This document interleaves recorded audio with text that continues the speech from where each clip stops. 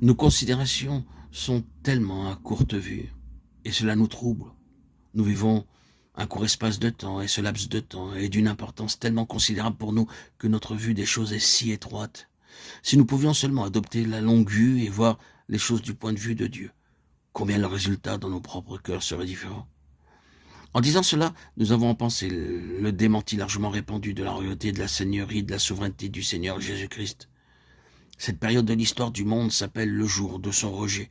Et il y a une strophe d'un hymne qui débute ainsi. Notre Seigneur est maintenant rejeté, et par le monde désavoué. Mais ce n'est pas une affaire aussi aisée que de mettre le Seigneur Jésus de côté. Les hommes peuvent le rejeter, les nations peuvent le rejeter, chercher à l'éliminer, lui refuser une place, nier ses droits, refuser de reconnaître ses titres et sa seigneurie. Mais cela ne le supprime pas. Dieu a placé son roi sur son trône. Au sujet du Fils, il a dit « Ton trône, ô Dieu, est éternel » Hébreux 1:8. Rien ne peut bouleverser cela. L'attitude des hommes, celle du monde, ne peuvent entraver ce fait d'y déposer le Seigneur Jésus. Il peut être dit, c'est une déclaration. Mais comment le prouverez-vous? Eh bien, il y a des évidences. Nous avons l'évidence qu'il est Seigneur, qui tient les choses dans sa main souveraine, que rien ne peut prendre sa place. Regardez l'histoire. Et voyez ce qui a essayé de prendre la place du Seigneur Jésus dans sa souveraineté.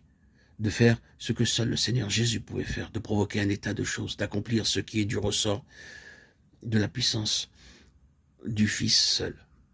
Et voyez à quel point ces efforts ont réussi. Tout ce qui cherche à provoquer un état de choses que seul le Seigneur Jésus peut établir est voué à l'échec.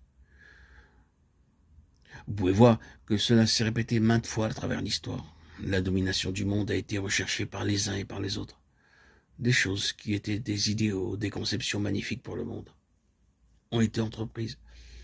Et elles ont toutes échoué, toutes sombré. Les royaumes et les empires, les despotes, les dictateurs, les monarques se sont élevés et ont atteint un niveau formidable. Certains d'entre eux ayant un grand pouvoir. Mais l'empire s'est brisé et passa, le règne a sombré. Ainsi, vous avez ces choses venant et passant à travers toute l'histoire. Et remarquez, toute la question est liée au Seigneur Jésus.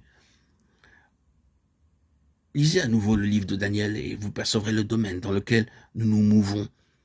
Vous avez là le dévoilement prophétique des empires mondiaux, Babylone, l'empire des Mèdes et des Perses, puis celui des Grecs, jusqu'au grand empire romain. Ils passent tous en revue et disparaissent. La leçon du livre de Daniel est celle-ci, qu'il n'y a qu'un seul que Dieu a désigné pour être le Seigneur universel et que personne d'autre ne peut tenir cette place. D'autres peuvent aller loin, mais ils ne peuvent jamais atteindre cette place. Et ainsi, ils doivent passer. Nous pouvons encore voir de grandes puissances venir à l'existence, de vastes étendues de territoires sous une domination. Mais tout ceci passera. L'affaire est dans les mains du Seigneur Jésus.